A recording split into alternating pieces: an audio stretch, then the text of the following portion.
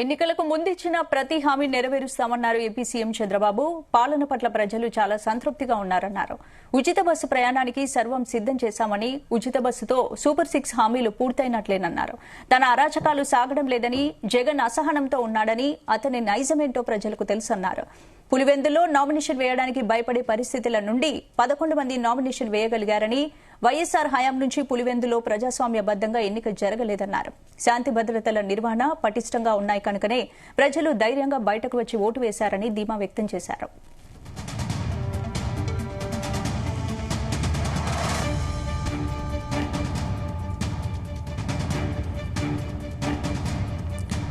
ఇందుకు సంబంధించి పూర్తి అప్డేట్స్ మా ప్రతినిధి యశ్వంత్ నాడి తెలుసుకుందాం. యశ్వంత్,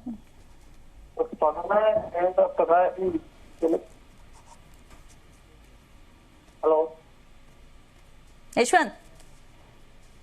హలో యశ్వంత్, వినబడుతోంది, చెప్పండి.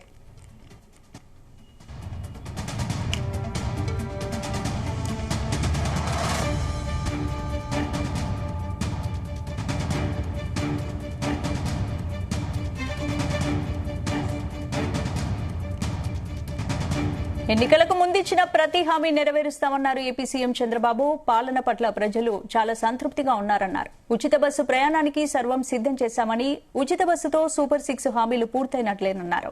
తన అరాచకాలు సాగడం లేదని, జగన్ అసహనంతో ఉన్నాడని, అతని నైజమేంటో ప్రజలకు తెలుసన్నారు. పులివెందులో నామినేషన్ వేయడానికి భయపడే పరిస్థితుల నుండి 11 మంది నామినేషన్ వేయగలిగారని, వైఎస్సార్ హయాం నుంచి పులివెందులో ప్రజాస్వామ్యబద్దంగా ఎన్నిక జరగలేదన్నారు. శాంతి భద్రతల నిర్వహణ పటిష్టంగా ఉన్నాయి కనుకనే ప్రజలు ధైర్యంగా బయటకు వచ్చి ఓటు వేశారని ధీమా వ్యక్తం చేశారు.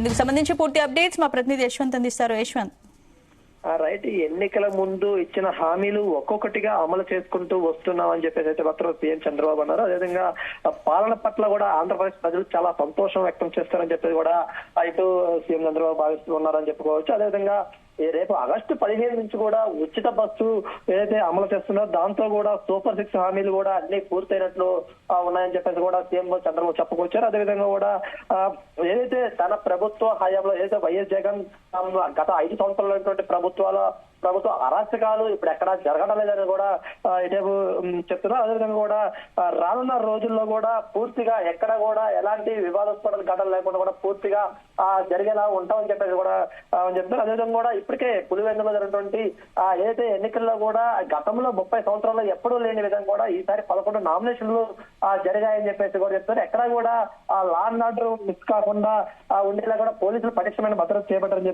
చెప్తారు. అదేవిధంగా కూడా ఇప్పుడు గత వైఎస్ఆర్ హయాం నుంచి కూడా ఇంతవరకు ఎప్పుడు కూడా ఆ పులివెందుల్లో ప్రజాస్వామ్యంగా ఎన్నికలు జరగదు. అదేవిధంగా కూడా ప్రస్తుతం మాత్రం కూడా ఇప్పుడు ఇలా 11 మంది నామినేషన్లు వేశారంటే కూడా ఇది తెలుగుదేశం ప్రభుత్వంలోనే, అదేవిధంగా అక్కడ ఉన్నటువంటి పోలీస్ వ్యవస్థ పటిష్టంగా చేయటం వల్లనే ఇలా జరిగిందని చెప్పేసి కూడా చెప్తున్నారు. అదేవిధంగా శాంతి భద్రతల నివారణ కూడా పటిష్టంగా ఉన్నాయని చెప్పేసి కూడా ఇటు చంద్రబాబు అయితే మాత్రం గట్టి ధీమాన్ని వ్యక్తం చేశారని చెప్పుకోవచ్చు. అదేవిధంగా కూడా ఇటు ఏపీ ప్రభుత్వం, కూటమి ప్రభుత్వం ఏర్పడిన తర్వాత కూడా ఎక్కడ కూడా ఎలాంటి ప్రజలు భయాందోళన లేకుండా కూడా స్వచ్ఛందంగా రోడ్ల మీద తిరిగే వాళ్ళు స్వతంత్రం వచ్చిన విధంగా కూడా ఫీల్ అవుతారని చెప్పేసి మాత్రం కూడా ఇటు చంద్రబాబు చెప్పుకుంటూనే వచ్చారు. అదేవిధంగా కూడా ఆంధ్రప్రదేశ్ రాష్ట్రంలో గతంలో ఏ విధంగా లేనటువంటి హామీలన్నీ కూడా ఇప్పుడు ఇటు కూటమి ప్రభుత్వం ఒక్కొక్కటిగా అదేవిధంగా ప్రజలకు ఏమైతే అవసరమైతే ఉన్నాయో అన్నింటినీ కూడా అమలు చేసుకుంటూ వస్తున్నాం. అదేవిధంగా కూడా ఇటువైపు అమరావతిని కూడా ఎక్కడ కూడా ఆపకుండా ప్రతి అడుగునా కూడా ఇన్వెస్ట్మెంట్ చేసుకుంటూ కూడా ఆంధ్రప్రదేశ్ ని డెవలప్ చేసేందుకు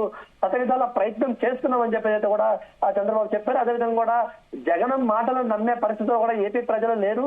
ఇక నువ్వు ఎన్ని మాయ మాటలు చెప్పినా కూడా ఇటు ఏపీ ప్రజలు నమ్మరు అని చెప్పేసి అయితే కూడా ఇటు చంద్రబాబు చెప్తున్నారు. అదేవిధంగా కూడా ఏదైతే సూపర్ 6 హామీలు పూర్తయిన విధంగానే చేసుకుంటూ వస్తున్నాము. ఎక్కడా కూడా ఏదైతే లబ్ధిదారులకి ప్రతి ఒక్కటి కూడా లబ్ధి చేకూరేలాగా చేస్తున్నామని చెప్పేసి చెప్తున్నారు. అదేవిధంగా కూడా ఈ రోజు ప్రధానంగా చూసినట్టు మాత్రం ఎక్కడైతే పులివెందుల్లో పోలీసులు ఆంక్షల మధ్య జరిగింది అని చెప్పేసి నేను చెప్తున్నారు. కానీ గతంలో ఎక్కడా కూడా నామినేషన్ వేయడానికి భయపడే పరిస్థితి ఉన్నది ఆ ఏరియాలో. ఈ రోజు 11 మంది నామినేషన్లు వేశారంటే అక్కడే సగం వేయడానికి భయపడిన పరిస్థితులు ఉన్నాయంటే అక్కడ పరిస్థితులు ఎలా ఉన్నాయని కూడా ఒకసారి ఊహించుకోవచ్చు అని చెప్పేసి అయితే కూడా చెప్పుకొచ్చారు. అదేవిధంగా కూడా ఆ పులివెందుల ప్రజాస్వామ్యబద్ధంగానే ఎన్నికలు